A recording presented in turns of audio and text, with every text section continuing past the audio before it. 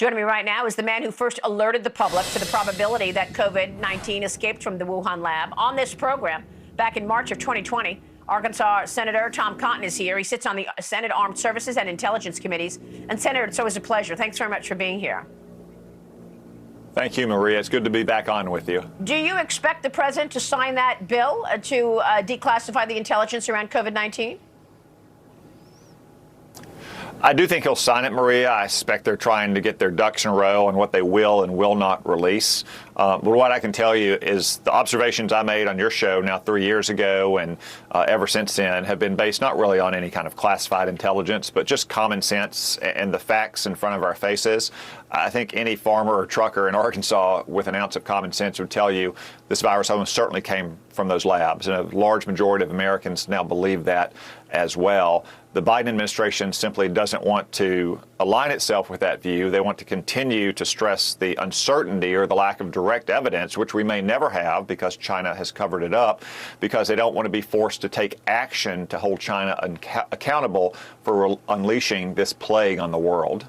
Right. And that the question continues to be why? Why not? So now we have our adversaries on the move, Xi Jinping meeting with Putin tomorrow. Your thoughts on this meeting? Well, unfortunately, Maria, Joe Biden has put a kick me sign on Uncle Sam's back. When America recedes from the world, it creates a void of leadership, and it's not filled with peace and stability and understanding. It's filled with our adversaries working against our interest, whether it's Russia or China or Iran or North Korea. So many countries are questioning whether America is going to continue to lead the civilized world to protect our own interests and protect international stability and order that gives Americans the blessings of safety and freedom and prosperity. I think what is particularly dangerous in this upcoming meeting is whether China commits to provide weapons to Russia to continue its unprovoked war of aggression in Ukraine. I don't think the Biden administration has been nearly strong enough in outlining to China the consequences of such a serious action. Yeah, and at the same time, we've got an economy that is weakening and weakening fast. Byron Donalds just told me that they are going to hold hearings this week in the House about what the heck happened with Silicon Valley Bank. And I want to get your take on the FDIC securing all of the deposits of that bank, including, importantly, many companies that are based in China that were clients of Silicon Valley Bank. Now they're saying, look, we can't secure all the deposits everywhere, but they were very fast to come to the rescue of Silicon Valley Bank, even with those clients from China. I wonder if it would have been the same treatment if this was a bank in Texas with clients that were oil companies or oil, trading firms. Well, Maria, just to ask the question, I think, is carrying with it its own answer. I think it's obvious to everyone that Joe Biden would not have bailed out a bank in, say, Midland, Texas, that banked almost exclusively the oil and gas industry. The failure of Silicon Valley Bank and the stress it's put on our banking sector and the economy really is Joe Biden's failures all the way down. It was Joe Biden's reckless spending that created runaway inflation, which led to higher interest rates, which put the squeeze on banks like Silicon Valley Bank. And it was Joe Biden's administration that didn't properly oversee and supervise a bank like Silicon Valley Bank 6 months ago or a year ago to ensure that they were doing proper risk management of the interest rate spreads between their deposits on the one hand and their assets on the other hand. Or for that matter, who last week didn't help arrange for a shotgun wedding merger with a larger bank with a more stable balance sheet, probably because they're ideologically opposed to any kind of merger.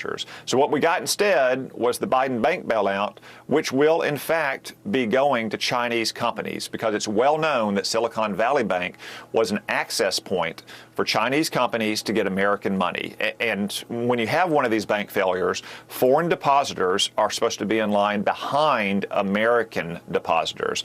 Yet the Biden administration confirmed to me on a conference call last week about this situation that they are, in fact, going to make whole Chinese depositors, probably on the fig leaf that they have, a single American cosigner, most likely at the very venture capital firms that were funneling money into these Chinese companies in the first place, companies that are almost certainly, in most cases, aligned with the Chinese Communist Party or the People's Liberation Army.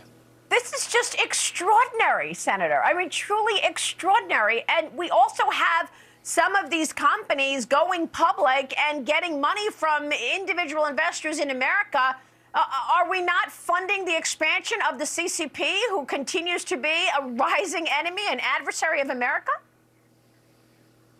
Well, unfortunately, Maria, that's a story of American policy failures going back 30 years. It's been American investors and American companies encouraged by our government to help fund the rise of China's economy, which, of course, fuels the People's Liberation Army and their intelligence services. I have a very simple test I'd like to propose. If we wouldn't have done it with Russian communists, we shouldn't do it with Chinese communists. And none of what we've done in the last 30 years would we have ever done with Russia during the Cold War. We certainly shouldn't be continuing to do it with China now. Yeah, and I want to talk about this potential Forbes acquisition by the Sun Group. This Sun Group has ties to the Russian government and Vladimir Putin. They want to acquire Forbes and their collection and storage of sensitive data on millions of Americans.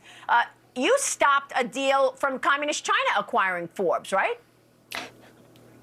I did. Last summer, it came to our attention that Chinese-linked companies were trying to acquire Forbes, a flagship American media brand. Of course, they were going to use that for their own propaganda purposes. I and a few other senators pressured the Secretary of Treasury and the Biden administration to block that deal. It fell apart. Now you have Russia-aligned companies trying to buy Forbes as well. We're going to put the exact same pressure on the Biden administration to stop this deal from going forward.